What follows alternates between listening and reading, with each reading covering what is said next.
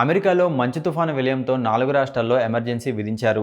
తూర్పు కోస్తా రాష్ట్రాలైన New York, Boston, Philadelphia నగరాల్లో రహదారులపై 2 అడుగుల మేర మంచు పేరుకుపోయింది. శీతలగాలుల తీవ్రతతో ఈ హిమపాతం మరో 4 రెట్లు పెరిగే అవకాశం ఉందని అమెరికా వాతావరణ విభాగం అంచనా వేసింది.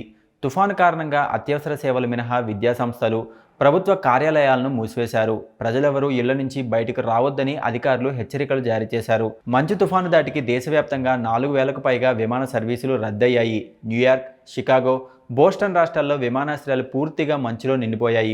రోడ్డుపై 2 అడుగులకు పైగా మంచు పేరుకుపోవడంతో అక్కడి రోడ్లన్నీ ప్రమాదకరంగా మారాయి. మంచు కారణంగా రోడ్ల మీదకు వస్తున్న వాహనాలు అదుపు తప్పి పడిపోతున్నాయి. మంచు భారీగా కురుస్తుండడంతో ఇప్పటికే చాలా మంది ఇళ్లకే పరిమితమయ్యారు. మరిన్ని లేటెస్ట్ అప్డేట్స్ కోసం మా ఛానల్కి సబ్స్క్రైబ్ అవ్వండి. Hi guys, this is Hari Shankar. Please subscribe to JAISWARAAJYA TV.